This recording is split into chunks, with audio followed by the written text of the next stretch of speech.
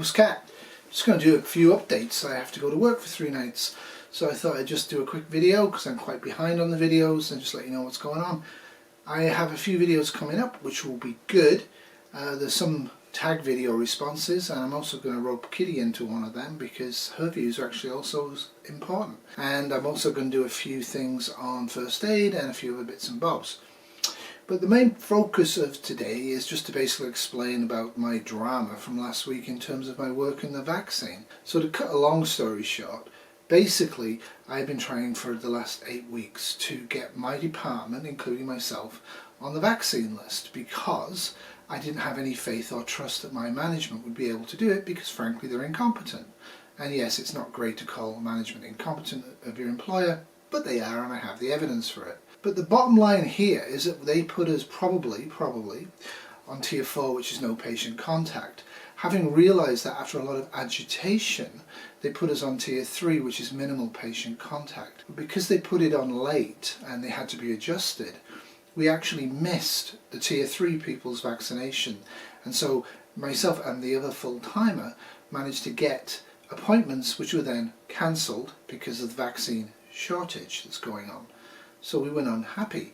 So I basically expressed my unhappiness and gave my employees some ideas about things that I could do to mitigate my personal risk at work doing my job, given the fact I'm unvaccinated and I'm actually in tier 1 because we work in cardiac arrest and we go to code whites, and a whole bunch of reasons why we're actually category 1, not category 3.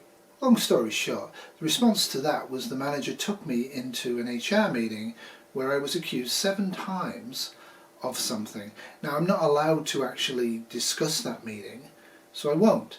What I will say is that when you send a suggestion email and when you're upset, it's probably not the best thing to do.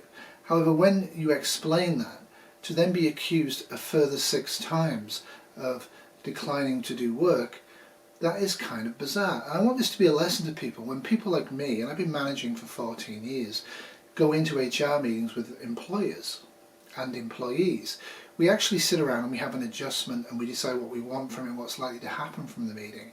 So I spent 3 minutes just sitting there listening, and I heard all sorts of wonderful things about myself, that I'm an exemplary manager and have been for 14 years, etc., etc., all stuff I know. And then I'm thinking, why are we having this meeting? So it came out that we're having the meeting because the email has been took at face value out of context with no discussion as a refusal to work. And I was asked 7 times to agree that that's what in fact I had done. Now, never ever tell your employer that you've refused to work. Ever. Never tell the employer that you have implied that you will refuse to work. If you're going to refuse work for an employer, just quit. It's a lot easier. So anyway, the meeting went on about an hour and I had a good time in the meeting. I was able to tell HR a couple of times that they were a terrible HR person. I was able to actually do a few things that I wanted to do. So they got the message quite clearly that this manager isn't for turning and I'm not agreeing with what they're doing and I'm very unhappy about it. So where does that leave me? Well, it leaves me and my other co-worker who's full-time unvaccinated with no suggestion and no discussion about when it will be vaccinated. So we're having a department meeting on the 27th, and so the issue will be raised again. And it will be interesting to see what they do with it this time. I am quite annoyed that they have made 2 mistakes that have actually put our department at risk and put the hospital's operation at risk, the fact that we're not vaccinated. See, the thing is, if you're vaccinated and you've been exposed, which we often are at work, the issue then becomes not that you have to stay at home for 14 days with nobody covering your role, but you actually are able to work. So the bottom line is, this issue has caused a potential severe problem with the operations of the hospital. In other vaccine news, Kitty is getting her 2nd vaccine of the Pfizer on the 1st of February. If it was scheduled the 2nd of February onwards, it's cancelled with no hint about when it will be rescheduled. They're actually stopping all 2nd vaccines after the 1st of February in Ontario. Now I'm interested to see whether she'll actually get cancelled before that, because so far they've shown a total inability to look at the stocks they have and the demand they have and not be able to figure out they're going to run out less than 24 hours in advance. In other words, they don't know until about 8 to 16 hours beforehand that they don't have sufficient stocks to vaccinate people for the next day. That does not inspire confidence in me in their ability to manage the stocks of vaccine that they have. So in Ontario they decided they're only going to give vaccine now to people in old folks' homes, and that'll be fine. And hopefully it will be. On other news, it seems that the world's second peak is declining. Now, I don't particularly think this has got anything much to do with vaccination. I do think it has a lot to do with people really seriously distancing right now. And the British and the American and the Canadian number of infections per day has dramatically dropped. So the good news is for my hospital, the second floor of COVID, we're closing it back and resuming it as a non-COVID neurosurgical orthopedic trauma, which is really good news in terms of bed movement because we've been pretty log-jammed. As you can see from this, we're actually declining in the number of patients who've got COVID in the hospital, and that's a good thing as well. So we may have dodged a bullet. It's a little too early to say that we have in fact dodged the bullet for the second wave, but who knows, and we can keep hoping. What is for sure is that this isn't going away in the near future in Canada because of the lack of vaccination. It's going away in the short term because of people actually listening to instructions and doing strong distancing measures, which we've noticed. The other thing we did yesterday, we had a visitor to our house for the first time in a long time. What we actually did was we had one of my co-workers who's retired round because his wife died over the Christmas holiday period and nobody's been able to really do much for him or get together with him, and he's having obviously a very hard time. When you retire, and he's about just slightly older than me, when you retire and you have a much older spouse and you plan to do this and you plan to do that, and then you retire because they're sick and then they die a month or two after that, it's a hammer blow. And I do think that we often take that for granted in prepping, where we look at the deaths of spouses and children and friends and neighbours and our society, and we don't actually understand grief and how disabilitating grief would be in those situations. And I think that's something we should all be thinking about in terms of prepping. It's not just about having your salt pour after 6 years in a bucket. So here's the box. Well, it's squeezy.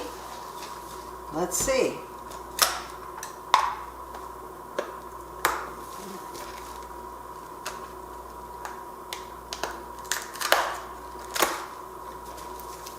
Will it pour? Let's see. Ho ho ho! Hey, don't you think that's pretty darn amazing? And it's a great video from Potpourri, and she certainly does talk about topics like this. But we also need to really have a good serious look at our mental resilience and our emotional supports to deal with huge traumatic and sudden loss of life and health in people that are very important to us, including ourselves. Because I think that's the kind of thing in a real SHTF that would absolutely terrify and remove any chance of a meaningful mitigation or survival strategy. And it is snowing quite hard today up here, and Kitty's already shoveled once. She's good at that. And I think Tyler from Let's Talk About Prepping is currently on his channel, on his community page, looking for advice on what you would need to look for in a spouse if you were a single prepper. Well, you know, not only just single preppers look for other people, but other people who aren't single often look Tyler, but I'm not. But be careful of that one. One of the things that I said was that, you know, you needed somebody that can cook well and would tolerate me, and I think that's pretty much it from my angle. But one of the things I think is really important when you're actually looking at things like what can you get out of somebody else is what are you giving to them? What do you give to your local community in prepping? What are you actually doing to make prepping better in your local area? What are you doing to make your local area better? What would you do in SHTF scenarios to make your local community a better place to live? What can you give to others to make the world a better place? And I think that's a question that often is overlooked in prepping. People talk about little gift baskets and stuff like that, and I'm not altogether sure that's a sane, safe thing to do. But I'm not going to go into it because I don't personally plan to do that. What I do plan to do is like what I've been doing in this minor SHTF of the pandemic, is like distribute a few face masks that are of good quality to people that can need them. Because Joe from Balefire just tells me that his hospital's just removed all their N95s, and when challenged as to why, it turned out that they'd bought N95s that don't work, and they've been using them for quite some time in his hospital. Not exactly a great thing to find out. See, that wouldn't happen to me, because I've been using N95s that I accumulated and got pandemic, and I'm recycling them. So I'm not dependent on the hospital supply of N95s, though I'm pretty sure our hospital supply of N95s are not fake ones. They are actually from 3M, but who knows, fakes can be good these days. I have done more for the African American community than any president other than Abraham Lincoln. So one of the other things I'm trying to do is I'm trying to get some financing together, because the Shire property is getting towards its end, and we kind of overspent, which is usual for us, and I'm trying to get some financing in from England and doing a few other bits and pieces to do that. So a lot of my focus is being spent on actually getting financing and the house here sorted out for retirement and sale, so we can move to the Shire 100% of the time and being a true solar passive off-grid property, which I'm really excited about and I'm really looking forward to sharing, but I can't until we're all vaccinated. Kitty's sister works in long-term care. She has not had her first vaccination yet. So for all of these long-term plans and everything the government's saying in Ontario, it depends on your employer about who's getting vaccinated in long-term care. It's not necessarily being done fairly. Certainly the rural communities are definitely being treated last, despite the presence of very serious at-risk groups like First Nations. So again, the cities are getting the supply and are getting it. And of course with the Pfizer vaccine that's kind of obvious because of how it's stored and transported. But it's really interesting that Moderna hasn't just been used for the rural areas of Ontario and is being used to supplement inside of the major cities. They're trying to proof the major cities, but they're forgetting about the effects of a COVID outbreak on a peripheral area. They have no backup, they have no sister hospitals, they don't have anybody else. If their employees go down, there are no employees to look after those old people. So that's about it for me. I'm hoping to get back on an even keel after the next 3 nights, do some more videos and chat to you guys, find out what's going on, and basically just keep struggling through it. One of the things I would be wary of right now is when is COVID-19 over? COVID-19 will be over when it's over, and it'll be pretty clear when it is. Nobody knows when it will be ending. Nobody knows a whole bunch of stuff right now. Ambiguity, uncertainty, poor communication. That should be, for preppers, something that we are fine with. You don't need definitive answers as a prepper, because you know that in a societal collapse there won't be any. There won't be any communications worth anything. There won't be any definite things to do. There'll be certain things that you know you need to do about water and food and security and healthcare and a whole bunch of other things, and heat and temperature regulation. There's a whole bunch of things you can do to mitigate the effects of the collapse whilst waiting for you to rebuild in your local area, and or people coming from outside your local area who can help you rebuild. It's not going to be a passive time. You have to be very fit, you have to be very healthy, and you have to be very mentally up. And for various reasons, I'm feeling pretty down right now, so I'm working on that aspect of myself and my prepping, that I need to get a little bit more happier and a little bit more relaxed about the ambiguity that I'm experiencing right now, because I can't actually stop it or control it. And I need to be able to let it go and chill out and relax. So that's all from me. I hope you're having a great week. I hope everything's going well. I hope you and your loved ones are healthy. I hope you're doing sane and sensible precautions to avoid catching COVID-19, because you really don't want to catch it. Don't get too bound up in the vaccination issues we're having. Don't get too bound up in the new strains. Don't get too bound up in the restrictions. It doesn't matter. What matters is you don't catch it until you've been vaccinated, and hopefully the vaccine will be available and hopefully the vaccine will work. We don't know. It's ambiguous, and you need to be relaxed and try and stay as happy as you can. One final thing is I'm actually going to read over the next 3 nights again for the second time a book called The Lucky Prepper, and I have got input on that book from Mackenzie, and I'm looking forward to actually doing an armchair prepper for the first time in a long time, where I actually go through the book with a ton of spoilers. It's an interesting little book.